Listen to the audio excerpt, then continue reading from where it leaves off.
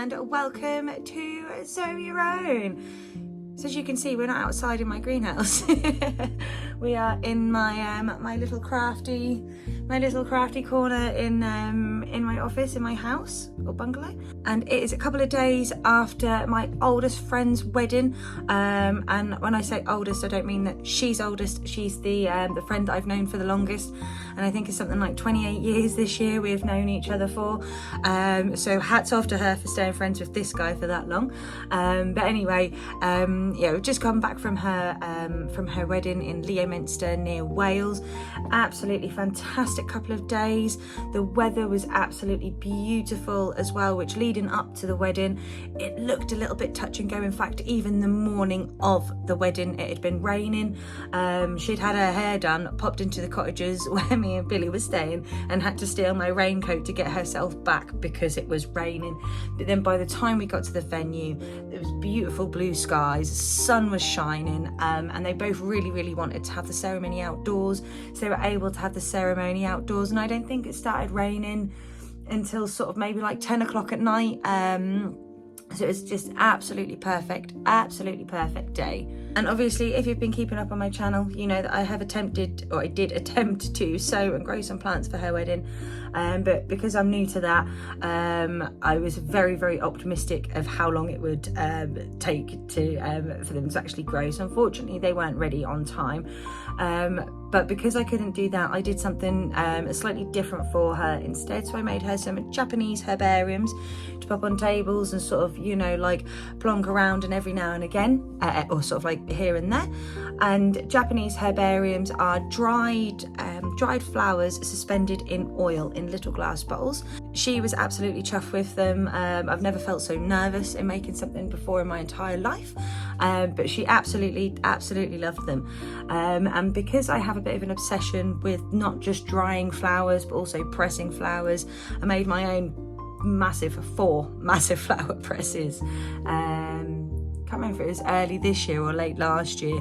So I've got some nice big ones. She has entrusted me with her beautiful bouquet to press it and dry it. So that is going to be the main focus point of this video. And then obviously in a couple of weeks, once it has all dried and pressed up lovely, I'm then going to pop it in a photo frame for her and try and resemble this as best I can in a photo frame. Yeah, and I figured I'd bring you guys along for the ride, so enjoy.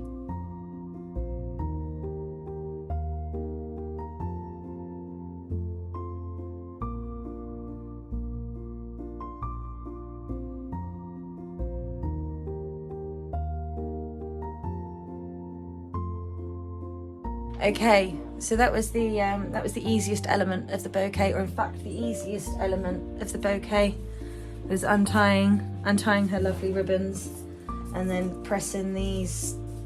I think there's like busy bees or something like that.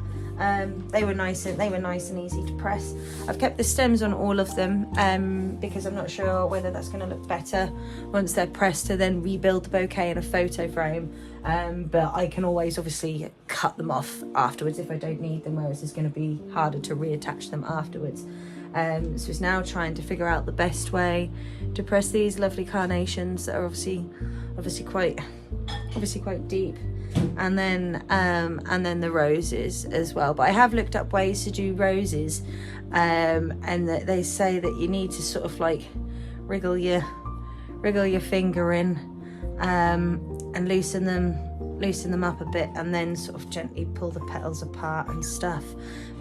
But this should be quite challenging. But I feel like if there's anyone that is up for a flower pressing challenge, it's me, right?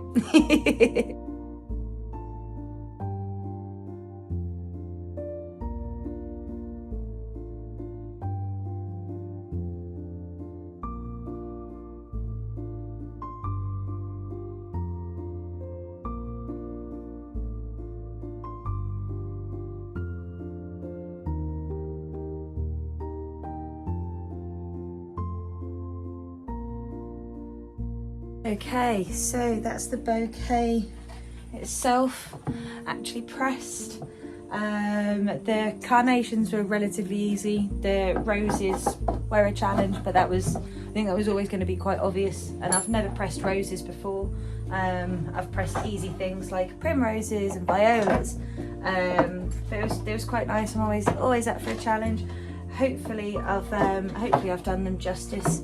As you see, I need to give once these are in the press, of which this is my own homemade press, which was a £15 bookcase that I bought off of a second-hand selling site. You know, there's plenty of those around. Measured it all up. I was trusted with Billy's electric jigsaw. Cut it all up into the desired sizes. He then got his drill out, drilled some holes in it for me, and yeah, job done. And as a result of that, I actually have 4 lovely big flower presses. Because the thing that I found with flower presses is ones that you get that's sort of like this big, you just can't get enough in them. And then if you want to do sort of like, you know, big flowers and everything, you really have to plan. You really have to plan what you're doing and how you're doing it.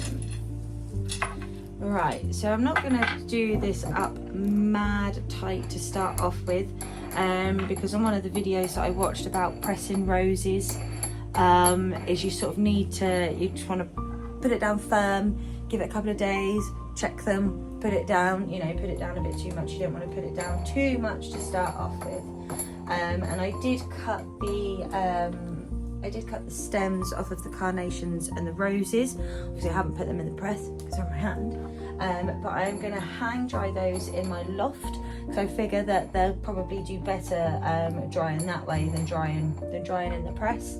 And everything else that I've hung dry in my loft has come out perfectly, which is what I put in all of the herbariums I made for my friend. And then I'm going to obviously keep the ribbon and that separately as well. And then in a couple of weeks, when these are dry enough and I feel they're ready, I'm going to pop them in a photo frame and recreate the bow. Obviously I'll show you guys how I've done it as well. Recreate the bouquet, and then hopefully I'll do it justice, and then I can send it to her. Send it to her via post. But yeah, that is. Oh, let's go a little bit more firmer, a little bit firmer.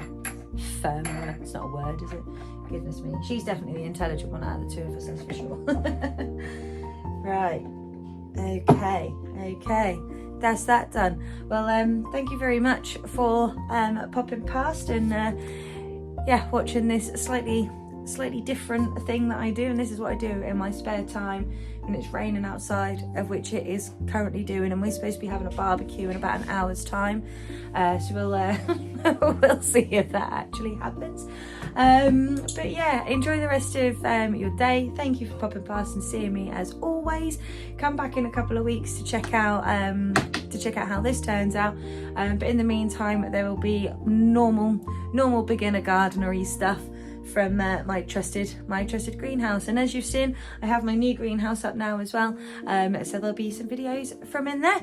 And as always, don't forget to like and subscribe. Thank you. Later, taters.